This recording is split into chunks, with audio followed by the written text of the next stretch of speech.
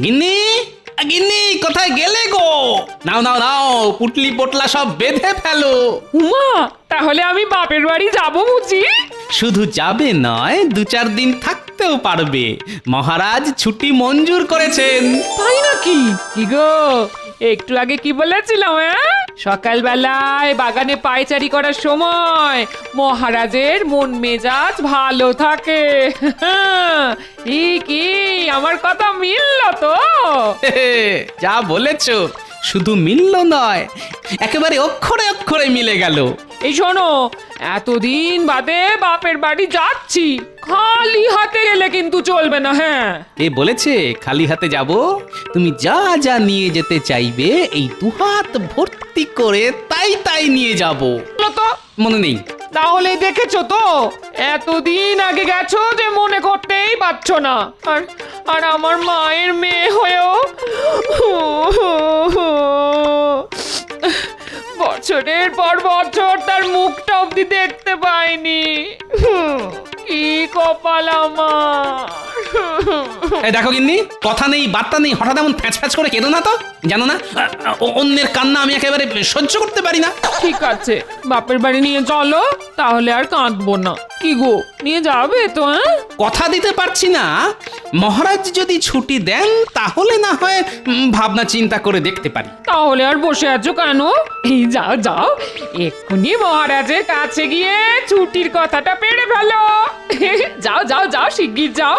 মহারাজ হয়তো এখন বাগানে পায়চারি করছেন, এই সময়তে এই ছুটির কথা বলা ভালো। কিন্তু বাজার? ও আমি চালে ডালে বসিয়ে দেব, তুমি ওঠো তো ওঠো। কি মজা, বাজার খরচ বেঁচে গেল। যাই তাহলে। হ্যাঁ যাও।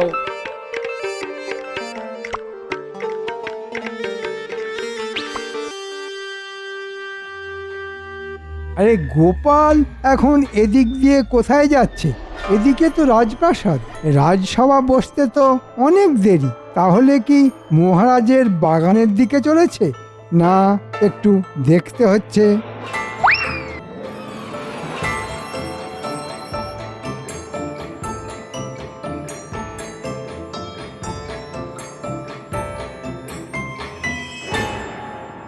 প্রাতঃপ্রণাম মহারাজ। আরে গোপাল যে, বলো বলো কি খবর? আগে মহারাজ, আপনার বৌমার হঠাৎ করে কি হয়েছে? শরীর খারাপ? না না, শরীর খারাপ নয়, তবে মায়ের জন্য মনটা বড্ড খারাপ। কেন মায়ের জন্য মন খারাপ কেন? আসলে বহুদিন মাকে চোখের দেখা দেখেনি তো, তাই। ও বুঝতে পেরেছি, নিশ্চয়ই তুমি নিয়ে যাওনি। না না গোপাল, খুব অন্যায় করছো তুমি। কি করব বলুন, যাওয়া আসা নিয়ে তো 5-7 দিনের ধাক্কা। তাহলেও যাবে? এখন আপনার মেজাজ ফুরফুরে তাই এ কথা বলছেন। ওদিকে ছুটি চাইলে তো দেন না। কি বললে? ছুটি চাইলে দি না? ঠিক আছে, দিলাম ছুটি, ঘুরিয়ে আনো বৌমাকে। কিন্তু বুঝতে পেরেছি, এক্ষুনি বলবে তো যে হাতে টাকা করি নেই। ঠিক আছে ঠিক আছে, যা খরচা হবে ফিরে এসে নিয়ে নিও। মহারাজের জয় হোক। আমি তাহলে আসি মহারাজ। হ্যাঁ হ্যাঁ, এসো এসো, কদিনের জন্য ভালো করে শ্বশুর বাড়ি ঘুরে এসো। গোপাল এলো আর নিজের সুবিধে আদায় করে নিয়ে চলে গেল, আর আমি চাইলেই মহারাজের 1000 রকমের টাল বাহানা। ঠিক আছে, আজই একটা হেস্ত নেস্ত করবো আমি। প্রণাম মহারাজ। কি ব্যাপার, তুমি আবার কি চাও? মহারাজ, সংসার যে আর চলে না। কেন? আগে এই সামান্য বেতনে। কি বললে? তোমার বেতন সামান্য? তুমি তো এই রাজ্যেরই মন্ত্রী, তাই সকলের থেকে তুমি অনেক বেশি বেতন পাও। কিন্তু আসলে তুমি না বড্ড লোভী, তাই এত বেতন পেও তাকে সামান্য বলো। আর আমার মনে হয় এই জন্যই ছুতোয় নাতায় তুমি রাজকোষের টাকাও চুরি করো। কি বলছেন মহারাজ, আমি চোর? তা নয় তো কি, এর আগে ওই সব দুষ্কর্ম করতে গিয়ে কতবার তুমি ধরা পড়েছো বলো তো? না, আমি মানে। এর পরও তুমি নিজেকে সাধু পুরুষ বলবে? ভালো কথায় মনে হচ্ছে চিঁড়ে ভিজবে না, তাই একটু মেজাজ দেখিয়ে কথা বলতে হবে। ঠিক আছে, আমি না হয় সাধু পুরুষ নই, কিন্তু আপনি কি? মানে? আপনি তো আসলে একটা একচক্ষু মন্ত্রী। জিভে লাগাম দাও। তুমি ভুলে যাচ্ছ যে কাকে কি বলছো। আমি ভালো করেই জানি কাকে বলছি আর কেন বলছি। মহারাজ, আমার বেলায় আপনি যতটা নির্দয়, গোপালের বেলায় আপনি ঠিক ততটাই সদয়। কিন্তু কেন? কারণ গোপাল সৎ আর বুদ্ধিমান। শুধু তার বুদ্ধির জোরেই আমি আর আমার এই কৃষ্ণনগর বহু বিপদ থেকে বেঁচে গেছে। তাই নাকি? ঠিক আছে, আপনি তাহলে আপনার ওই সাক্ষী গোপালকে নিয়েই থাকুন। আমি আর আপনার চাকরি করব না। কি বলছো কি? চাকরি ছেড়ে দেবে? হ্যাঁ, ছেড়ে দেব। হয় আমার বেতন বাড়ান, আমার হাতে আরো ক্ষমতা দিন, না হলে আজ থেকে আমি আর আপনার মন্ত্রী নই। তুমি কি আমাকে ভয় দেখাচ্ছ মন্ত্রী? কে আপনি যা ইচ্ছে ভাবতে পারেন। এবার আপনি বলুন কি করবেন। তাহলে আমার কথাটাও শুনে রাখো। এই মুহূর্ত থেকে তোমার মতো মন্ত্রীর আমার আর প্রয়োজন নেই। তুমি এখন আসতে পারো।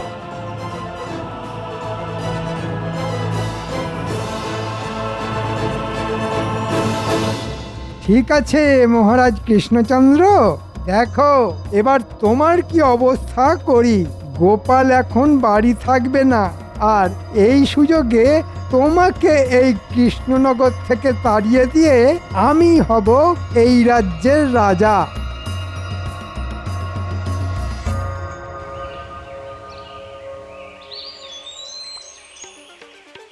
গিন্নি, গিন্নি, কোথায় গেলে গো?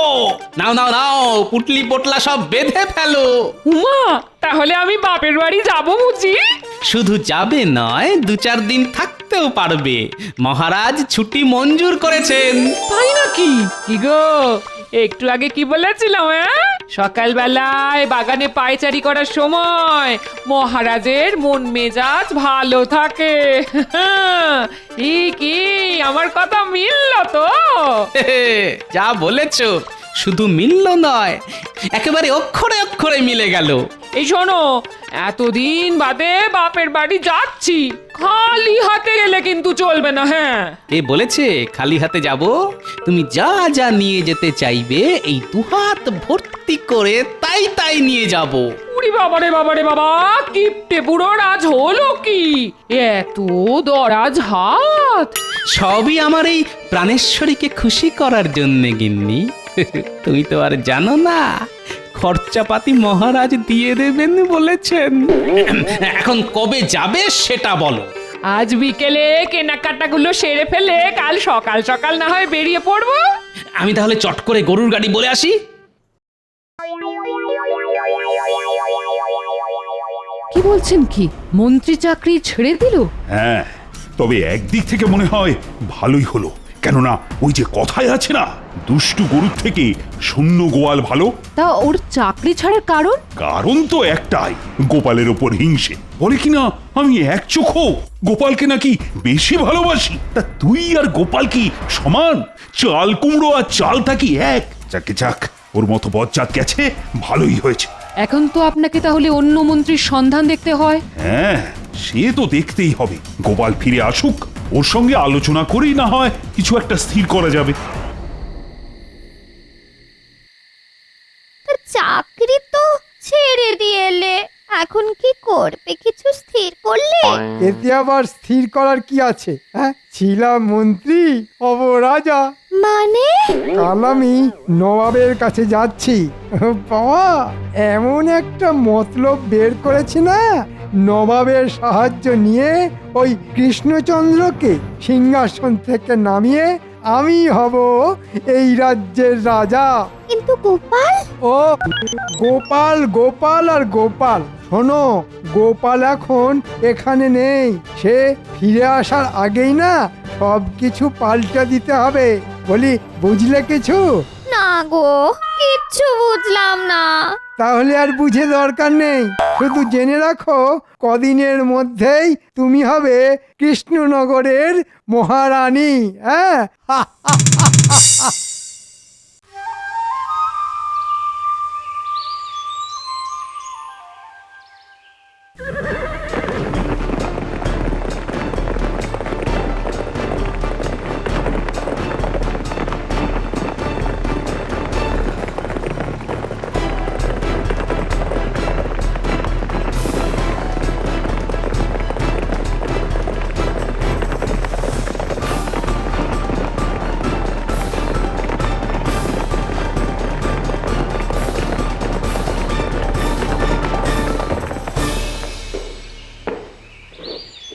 হ্যাঁ গো গিন্নি, এতদিন পরে তো শ্বশুর বাড়ি যাচ্ছি, তাই বুড়ো জামাইটা আগের মতো খাতির যত্ন পাবে তো?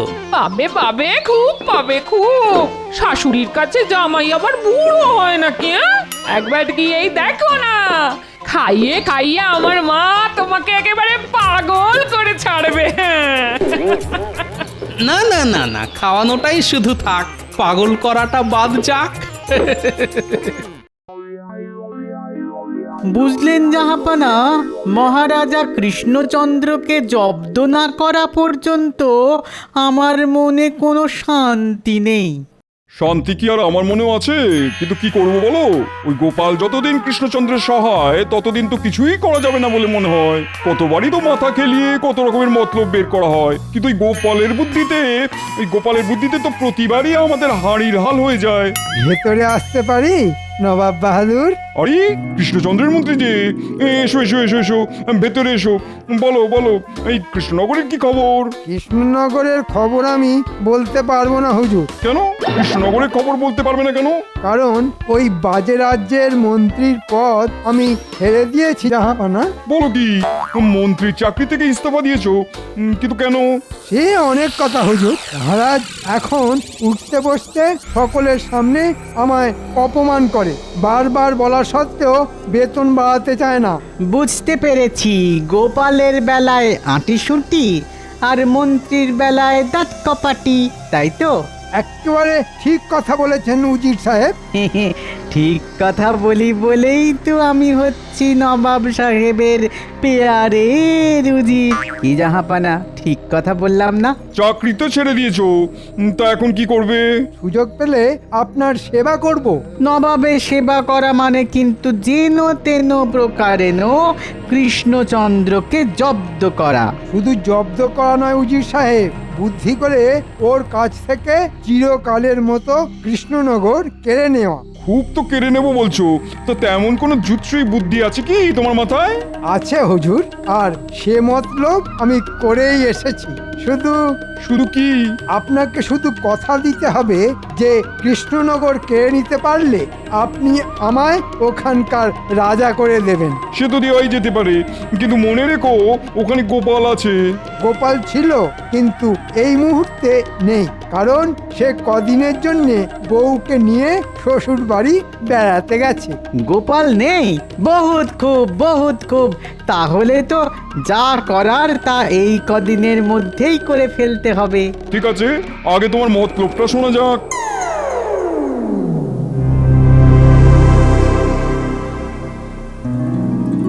সাবাস মন্ত্রী সাবাস, খুব খুব মজবুত বুদ্ধি। শুধু নিমন্ত্রণের চিঠিটা এমন করে লিখবেন যাতে আমি যে এখানে এসেছি সেটা যেমন কৃষ্ণচন্দ্র জানবে না, তেমনি গোপালও যে নেই সেটাও যেন আপনি জানেন না। আরে ওসব নিয়ে তুমি চিন্তা করো না, এসব প্যাঁচের চিঠি লিখতে না আমি একেবারে ওস্তাদ।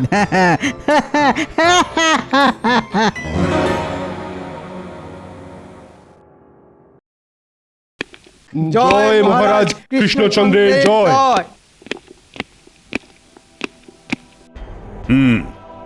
আজ সভা শুরুর আগেই একটা অত্যন্ত গুরুতর বিষয় তোমাদের জানিয়ে রাখি। কি গুরুতর বিষয় মহারাজ? মন্ত্রী চাকরি ছেড়ে দিয়েছে। মানে? হ্যাঁ, চাকরি ছেড়ে চলে গেছে। এ বাবা, এ কিরকম ভীমরতি! চাকরি ছেড়ে হবে কি গতি? সে আমি কি করে বলবো, তবে ওর মতো মন্ত্রী থাকাও যা, না থাকাও তাই। বাদ দাও ওর কথা। প্রণাম মহারাজ কৃষ্ণচন্দ্র। আরে দূত, কি খবর? নবাব বাহাদুর আপনাকে এক জরুরি পত্র পাঠিয়েছেন। আমাকে পত্র? কই দেখি।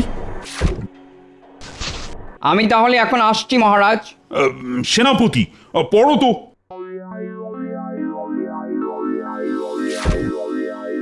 মহারাজ কৃষ্ণচন্দ্র, আগামী সোমবার গোপাল আর মন্ত্রীকে নিয়ে মুর্শিদাবাদে আসতে হবে তোমায়।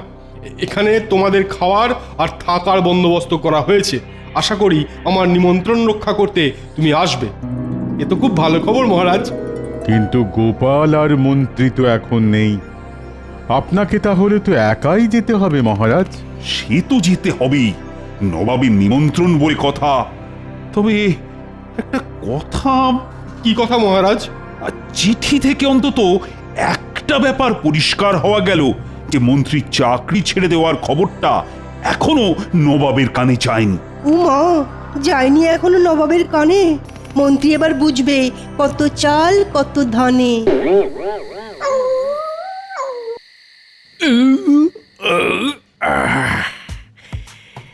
কি গো, খুব তো শুয়ে শুয়ে আয়েশ করে ঢেকুর তুলছ, হ্যাঁ? বারে ঢেকুর তুলবো না বাবা, কি খাওয়া কি খাওয়া, সকালে পোলাও তো রাতে কালিয়া। তাহলে শ্বশুর বাড়ি এসে খুশি তো? হ্যাঁ, খুব খুশি। এমন খাতির যত্ন পেলে এবার থেকে মাঝে মধ্যেই চলে আসতে হবে দেখছি। আসবেই তো বাবা, যখন খুশি তখনই চলে আসবে। সে তো আসবোই মা, কিন্তু এবার তো আমাদের যাবার অনুমতি দিতে হবে। কবে যাবে? অনুমতি পেলে কালই। ইনি রাজবাড়ি এসে গেল। আমি প্যাড়ার হাড়িটা নিয়ে এখানেই নেমে যাচ্ছি। তুমি বাড়ি চলে যাও। টাটকা প্যাড়া পেলে মহারাজ খুব খুশি হবেন। ঠিক আছে। এই গাড়োয়ান, গাড়ি থামাও।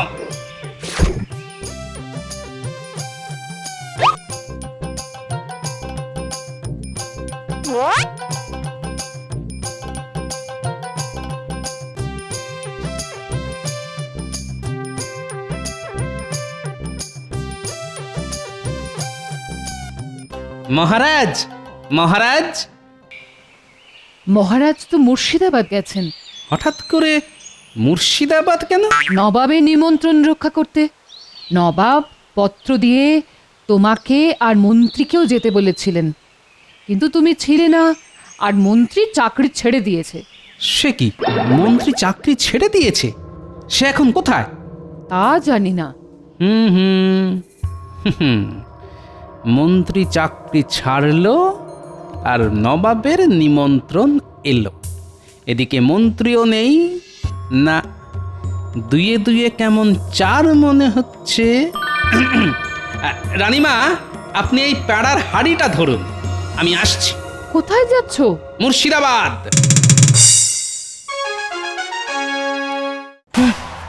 আপনি কি বলছেন জাহাপনা? জাহাপনা ঠিক কথাই বলছেন।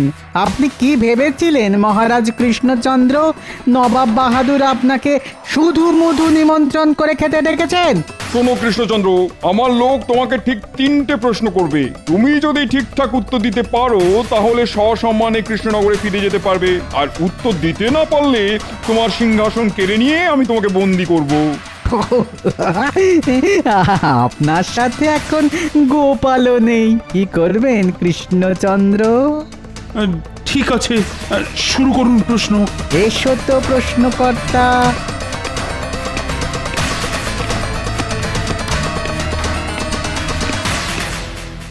কি মন্ত্রী তুমি?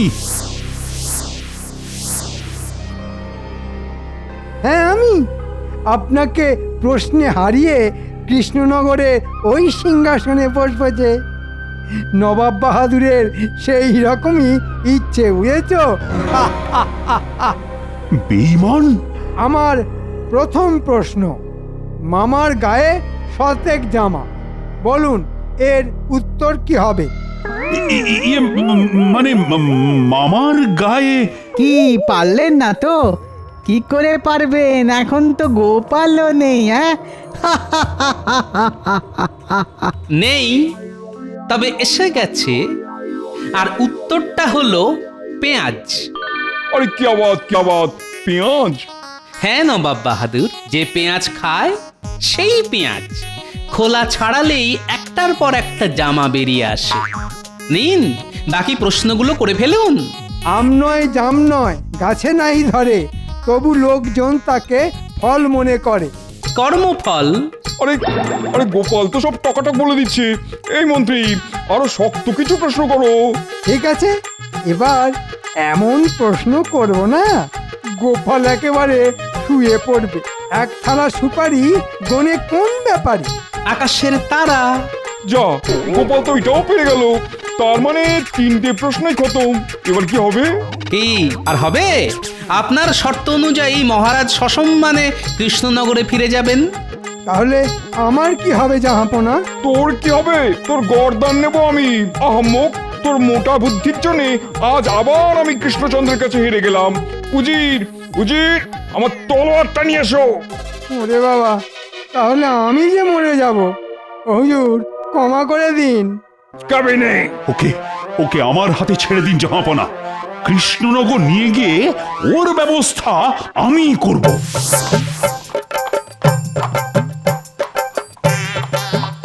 এ বাবা, ও, আহ, উহ, এ বাবারে, ঘোড়ার সাথে তাল মিলিয়ে আর আর ছুটতে পারছি না যে। ওরে বাবা, ও মা, ও মা, ও বাবা। আম নয় জাম নয় গাছে নাহি ধরে, তবু লোকে তাকে ফল মনে করে। উত্তরটা কি হবে ষড়যন্ত্রী মশাই? উত্তর দিতে পারলে শাস্তি না হয় খানিক কম হবে।